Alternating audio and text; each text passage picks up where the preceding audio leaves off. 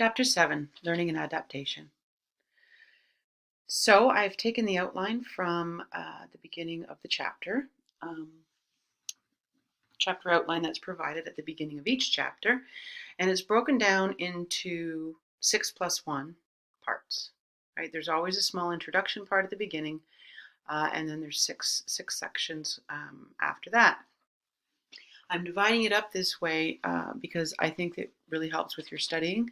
To keep things organized and to pull out the important pieces out of each one.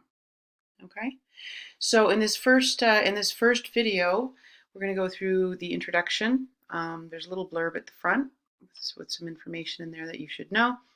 Then we're going to talk about adapting to the environment, and then we're going to talk about classical conditioning. I'm going to try to give some study tips as well because I've had some emails for requests for how to study, how to read these chapters when some of the chapters are quite dense with information. So how do you remember all of that? So one thing, and I provided this in OWL in the announcements. So her name is Dr. Adrienne Sauter, and she is the learning skills strategist at King's, and she's fantastic. I've known her for years. She's very personable, very friendly, kind of funny. Anyways, if you click on the link there, you can book an appointment with her and she'll do one-to-one, like a one-on-one with you. Obviously, like phone or Zoom, I think. But you can check that with her. Doesn't hurt to go see what she has to say. Okay, so I will give my ideas for how to study well and efficiently too, right? But she'll have other ideas, so it's a good idea to go and check that. Okay, so again, we're going to start with the introduction. The reason I'm doing this is because each part of the text, every paragraph or every section has a purpose for being there. So, in the introduction, on that the first page of the chapter, it discusses the definition of learning. Okay, so learning is a process by which experience produces a relatively enduring change in an organism's behavior or capabilities. It's a process of personal adaptation to the ever-changing circumstances of our lives, personal adaptation to ever-changing, oh, that's twice. Anyways, and it also mentions like learning increased knowledge. It's increased knowledge versus ability to do something. Okay. And it also mentions that in science, we measure learning by actual changes in behavior. So out of this first section, these are the parts that I'd be looking at. Okay, the fact that it's a process. It's about enduring change in behavior or capabilities. It's about increased knowledge. Okay.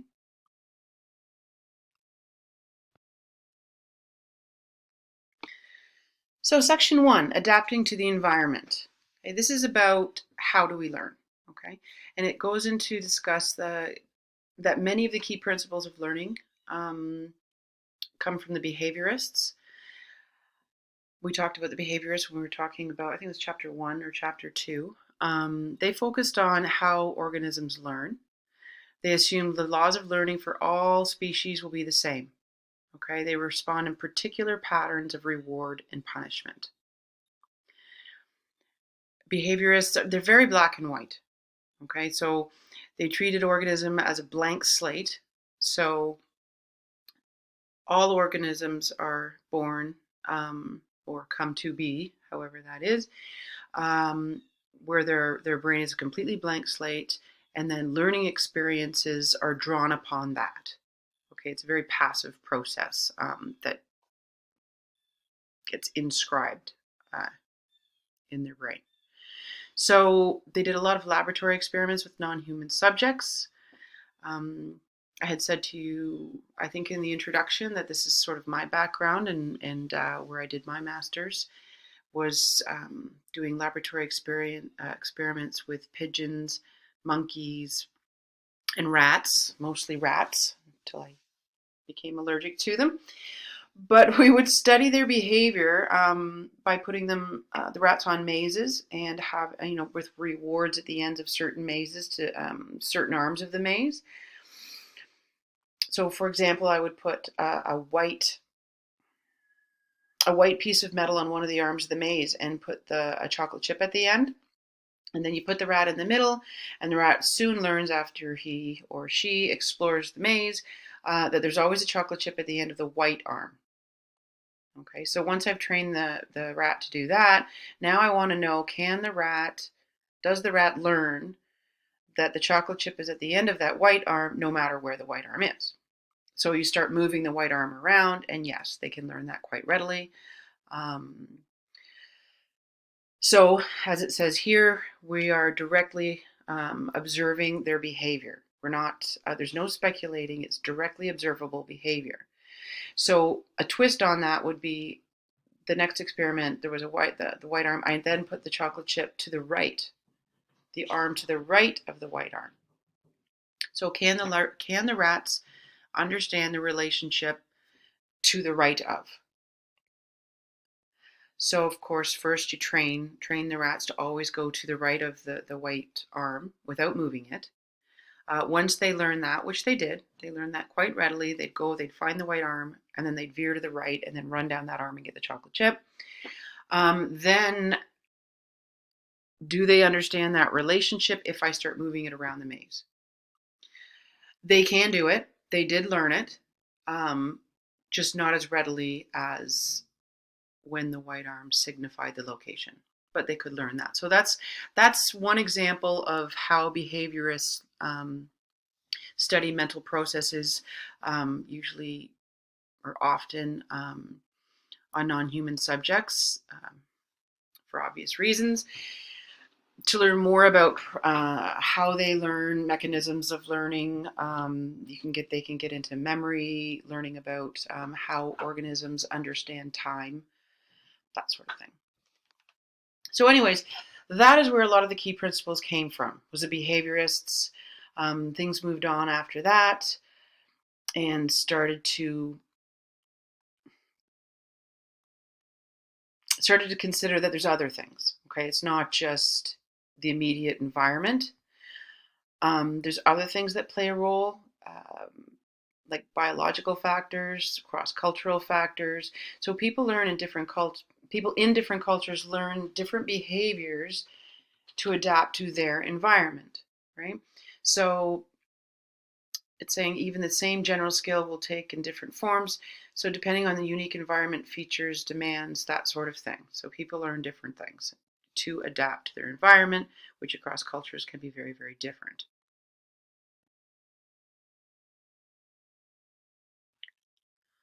The other point that's made in this small section of adapting to the environment is the difference. Look at my mistake there. Adaptation. There's a difference between evolutionary adaptation and learning. Evolutionary adaptation has to do with a species adapting across many generations to their environment, whereas learning is within the organism itself. It's a process of personal adaptation. Important to understand that difference. I'm a little shy on pictures on these slides because I was trying to do a nice organized study, kind of some keys for studying for you, which did not leave time for adding nice pictures. So next time. Look at me spelling this wrong again. There we go. So again, how do we learn? Sort of on this slide as well. This whole section, what I've done is taken this section of adapting to the environment and put it onto one slide. So this is another key, is to take a big section and reduce it to a small, easily understandable, and easily studyable section. Okay?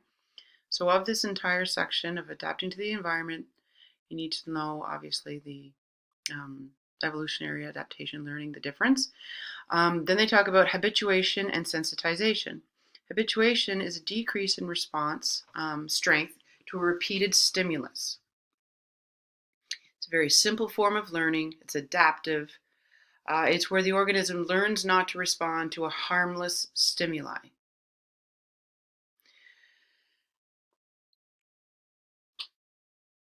The information is still there. It's still available if it becomes relevant, right? So the point of habituation is that if there is a repeated stimulus that is harmless, an organism will learn to not respond to it, right? And not really to attend to it. And that is adaptive because you cannot attend to every repeated every piece of information coming into you. Anything that's harmless, you need to be able to not pay attention to it so that you can be alert for information coming in, stimuli coming in that is dangerous. So that is the point of habituation. Sensitization is an increase in strength of a response to a repeated stimulus. It tends to occur to a strong or noxious stimuli. The purpose is to increase responses to potentially dangerous stimuli. So of this section, these are the key things you need to know. All of the rest, the examples that they give, that is for you to understand. Okay, so there's two parts to studying. One is, yes, memorize the definitions. Two, use the rest of the information in that chunk to understand. So that when you get to the test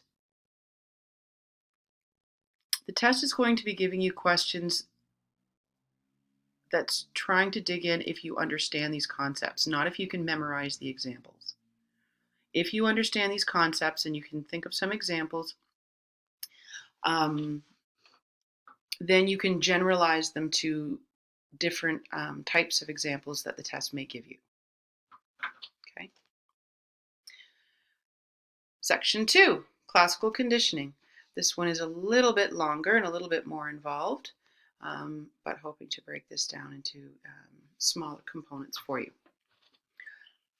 So, classical conditioning, the very first section talks about the definition, okay, and where it comes from. So it occurs when an organism learns to associate two stimuli, for example, a song and a pleasant event, such that one stimulus, the song, comes to produce a response, like feeling happy, that originally was produced only by other stimuli. So it's a very, very basic form of learning. It occurs in birds, rats, insects, everything. Okay? Now, this picture that I have here, this is where we're going. I'm going to explain it in a couple of slides. We're going to go through it. But that is the classic image or picture that you'll see for classical conditioning. So, Pavlov. I'm sure everyone's heard of Pavlovian conditioning. The dogs with the bell and the salivation. So, Pavlov, back in 1860s, he was studying theology, Russian seminary. This is just sort of points that the text kind of points out, just so you have an understanding of the background. So his career plans unexpectedly changed when new government policy allowed the translation of Western scientific publications into Russian. He got a hold of Darwin's theory of evolution, thought this was pretty cool, really liked it. He became a physiologist and started conducting research on digestion with dogs.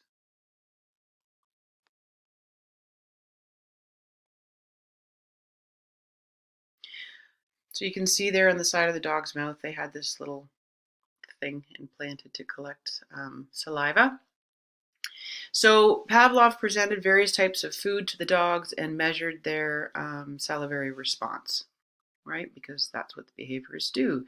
They measure observable behaviors or responses. And then what he noticed is that with repeated testing, the dog started salivating before the food was presented. And he noted that the dog salivated at different sounds, like the footsteps, people walking up with the food, the door opening, that sort of thing. The salivating started before the food. So he was wondering how that association came about. How did they learn to associate the sound of footsteps with food?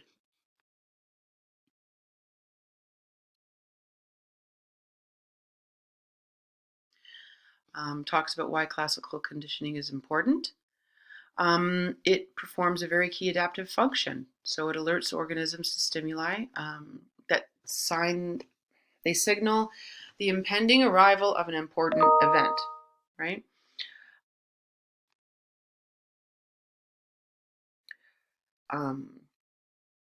For an example, another example would be the sound of the garage door opening, and your dog freaking out because the sound of the garage door opening means you're home. They start to pair that, right? And another reason why this is important to learn about classical conditioning, because other things can be classical conditioned. I've got CC there because I'm not writing that whole word out, 2 words out anymore.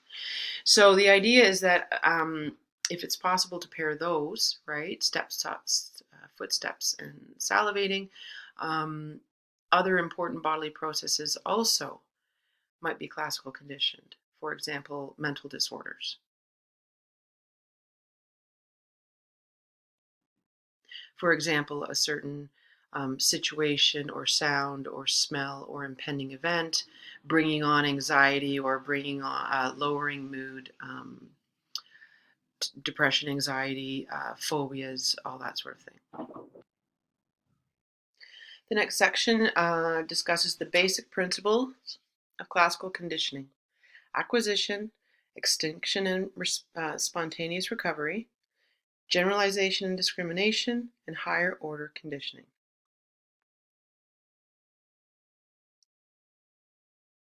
So, acquisition. Acquisition is the period during which the association is being learned. Fairly simple. So, acquisition of learning. I'm gonna go over the next few these next pieces here: the UCS, UCR, CS, and CR in the next slide. During acquisition, the CS has to be paired with the UCS multiple times to create the CR.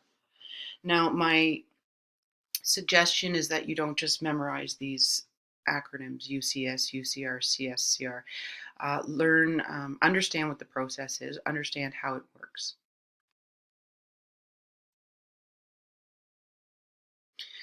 Okay, so you start out with an unconditioned stimulus, which is the food, and an unconditioned response, which is salivation. So dogs will naturally salivate when presented with food. That's going to happen by nature. Just to the simple sound of a tone, nothing's going to happen. That's not a natural response. There's nothing. Okay, so this is before conditioning. So during conditioning, which is the acquisition period, right, you're going to take the conditioned, to be conditioned, that's what you're doing, tone, and you're going to pair it with the food that naturally presents, that naturally elicits this salivating. You're going to pair them together, and then the dog's, of course, going to salivate. After multiple pairings, soon the dog will learn to associate the tone with food and start salivating. So before this acquisition, before this learning, there was no reaction at all to the tone. But after the learning period, now the dog will salivate to the tone. Pretty straightforward. So understand that process. Understand that you're taking natural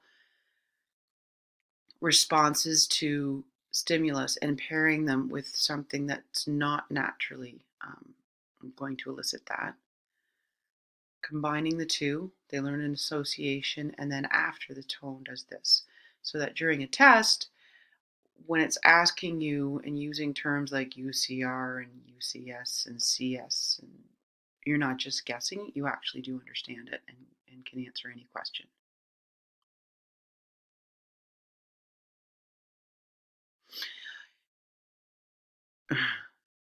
There's a funny story behind this. It's not actually that funny, but now I always spell it that way. Okay, so under acquisition, there's two things that are very important. One is it's about the sequence and the time interval of the pairing. Okay, forward, short, delay, fast is the fastest learning. It's when you take the CS first and it's still present when the UCS is presented. Okay, so you've got the food and the tone. The tone is still there when you present the food to the dog. So the dog is associating the two of them together at the same time, right? The other one is forward trace, and that means that the tone would ring, then it would disappear, then you present the food to the dog. The tone's gone now. So the dog will learn a little bit that, hey, there was a tone like, 2 seconds ago, and now there's food. But it's not as strong. It's best if the delay between the two is no more than 2 or 3 seconds.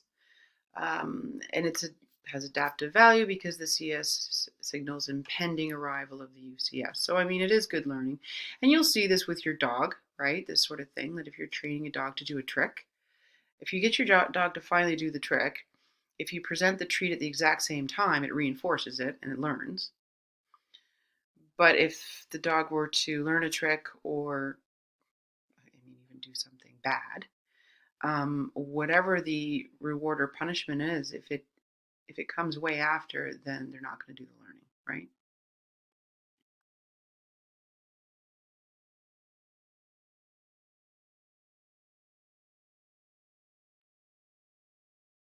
So forward short delay and forward trace has to do with the sequence of the pairing. And this has simultaneous and backward has to do with the time interval of the pairing. So simultaneous, you do it at the same time, learning is slower. Backwards, the CS is presented after the UCS, and there's little to no learning.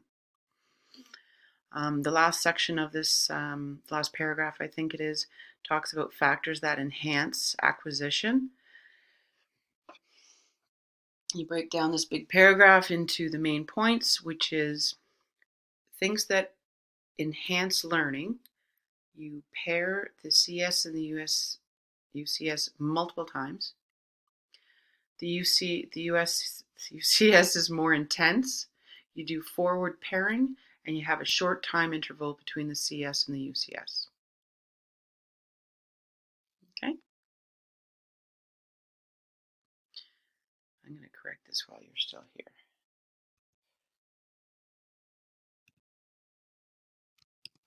There we go.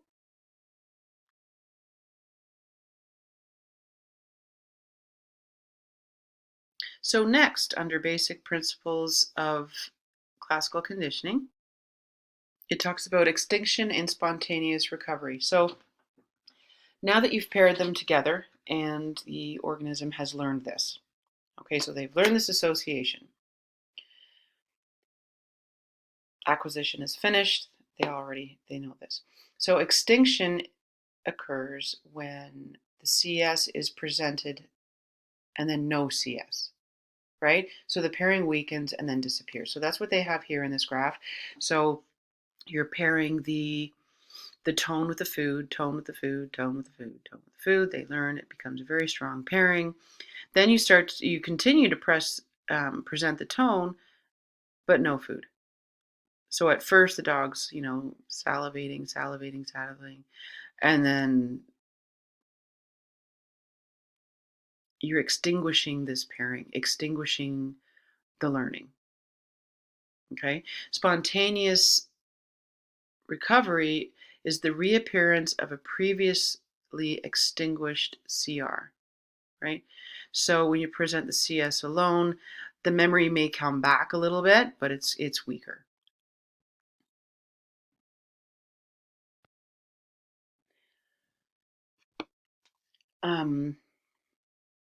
Okay, so further principles of classical conditioning, generalization and discrimination. So that has to do with how like the organism responds to to CS that are similar. So you've got that tone, right? So generalization has to do with the organism responding to similar tones as the one that it was conditioned to. So they're able to take the learning that they've take that learning and generalize it to other situations. Okay, so that helps or aids in survival. And then discrimination is the CR that occurs to one stimulus but not to another. Weaker responses as stimuli become less similar. So as you can see in this chart, it's a stimulus generalization curve. So on the side are the responses, drops of saliva, and then along the bottom is the tone, okay, the sound. So as the tone, like at 400, it's very different from the original tone. The original tone is at the top there, okay? But as it gets closer to the sound of the original tone, you'll notice that the drops of saliva increases. When the tone hits 1200, that's exactly the same tone as it learned. And then as the tone decreases again, the dog is discriminating, right? And the drops of saliva decrease again.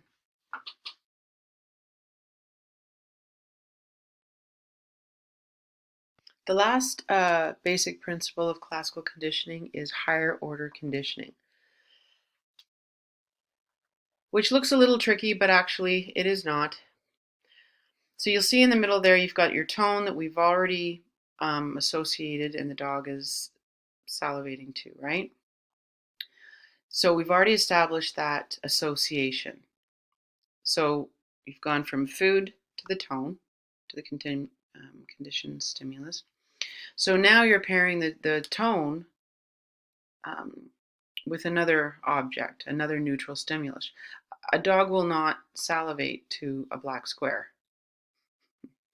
But what they do now is they pair the tone with the black square, and now the dog learns to salivate to the black square because of the tone.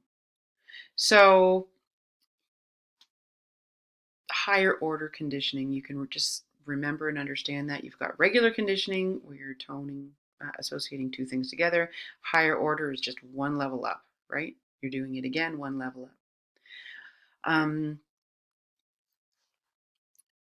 Then the chapter goes into how this expands influence of classical conditioning on behavior. For example, child may value a gold star because gold star has previously been paired with social recognition and praise from the teacher. You'll see this, oh no, I'll go into that after actually. Yeah.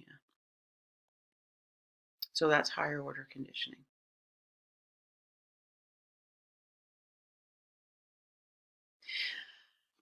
Applications of classical conditioning, the final section. They talk about, excuse me, Little Albert and an experiment that was done with Little Albert back in the 1920s. There's a YouTube link here. It is back to the original. It's it's a little bit disturbing. So back in the 1920s, they didn't have research review boards with ethic boards and how to, guidelines and rules around how to treat human subjects. So they could pretty much do whatever they wanted. And they did. So what they did was they took, you'll see in this video, happy baby playing with a dog and a rabbit and a white rat. And the baby just naturally plays and smiles and laughs, and it's all good. And then they pair the animal. They pair the white rat with every time the baby went to or saw the white rat or went to touch the white rat. They made a very loud clanging sound, like banging a bat against a piece of metal and scaring the crap out of the baby. So, of course, the baby came to be classically conditioned so that the rat and fear were associated. Then in the video, they show the baby sitting there happy baby, and then they brought the white rat in, and the baby started screaming and freaking out because now it's terrified of this rat. So then they knew that the white rat, they had elicited or associated fear. So after that, they brought in rabbits and dogs and realized that the baby's fear had generalized to all animals. We talked about generalizing a little earlier. Now the baby is terrified of dogs, rats, any sort of animal. So you can watch that video there. It's a little disturbing, I guess, but they did other ones to do with a monkey or some sort of scary mask where now they're terrifying the baby with the mask. But this picture was, in the book. So there's an application of classical conditioning.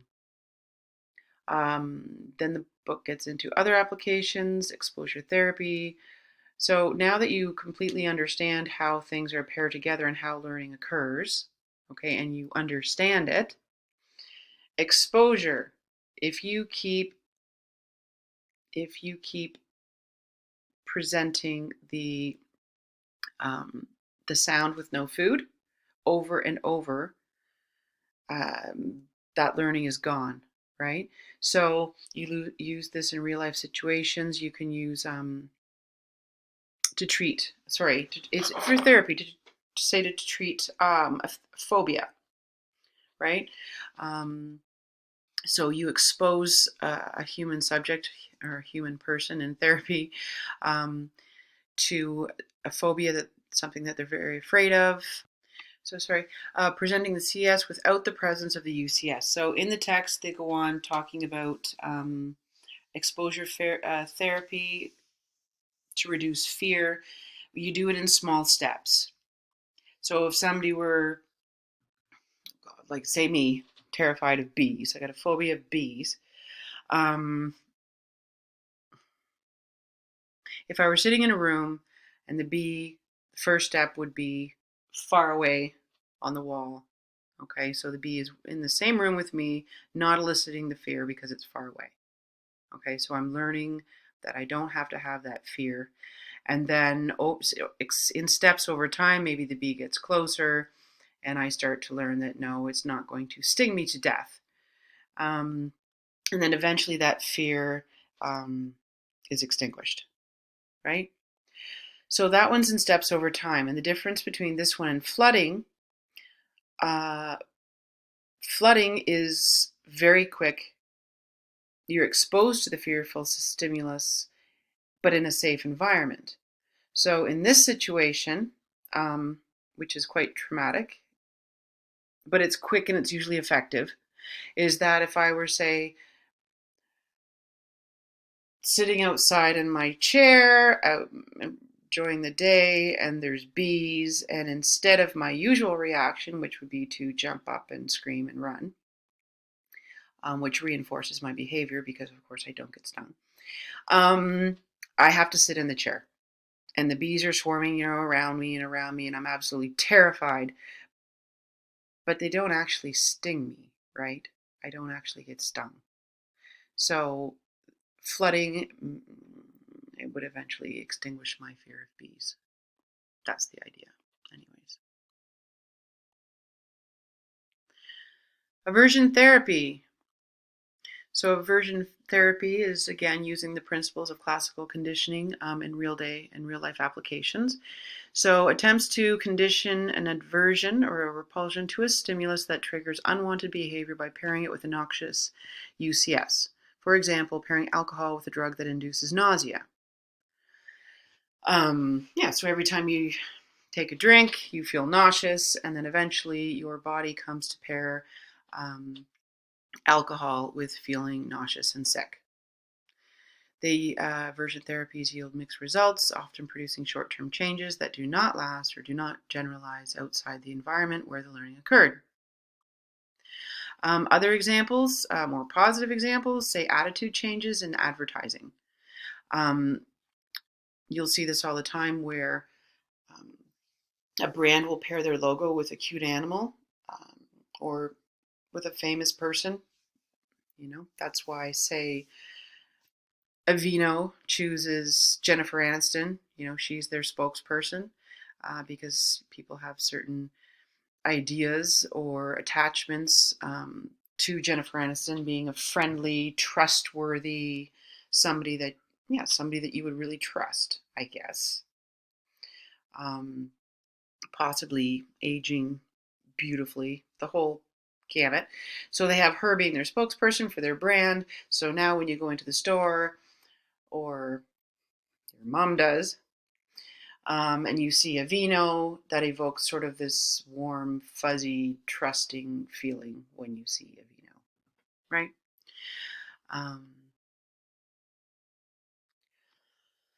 And lastly, it talks about how it's easier to pair fear to some stimuli than others. It's easier to pair because these are natural reactions. A lot of them are biologically pre-wired, right? So it's easier to pair something with fear, like fear with snakes or spiders or bats or you know anything like that. So fear goes along with that. It's easier to condition, say, taste aversion by pairing taste with illness, because that's something that naturally occurs. So because it's very adaptive. So dogs or wolves or animals out in the environment, if they go and eat a dead animal, there's the smell of the dead animal. They eat the dead animal, and then they get very sick after. Okay, so this learning, it's important. It's a biologically, wired thing, so that in the future, when the animals go up to eat an animal, and if it has that smell, it associates it with illness, and it's not going to eat it, right? You're not going to have that same easy pairing, say, to a visual stimulus with illness, because that's not a natural association.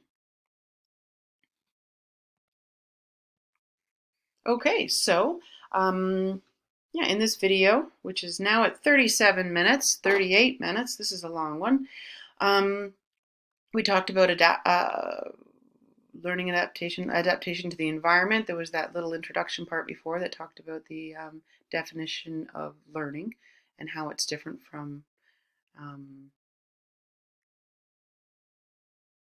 evolutionary adaptation. I jump back to the original slide because it's just easier. And then we talked about classical conditioning, right? And all the pieces that go along with that. I would suggest you make an outline to the chapter and keep it nice and organized. Keep your notes nice and simple, and really understand what these concepts mean so that you can apply them to different questions, say, on the test. Okay, so the next section is operant learning,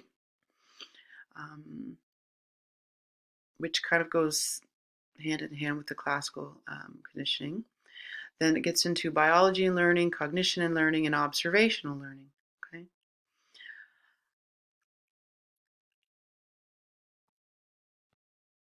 I will try to do a video for operant learning. It will be shorter than this one. I think if you organize your notes, memorize the key definitions and concept, And after you memorize them, understand how to use them, and repeat this for each of the sections, then you'll be fine. And again, I just wanted to throw out there, Dr. Adrienne Sauter can be contacted here. Go to this link and she'll be more than happy to help you. All right. Okay, wonderful. Have a great rest of your day. Bye-bye.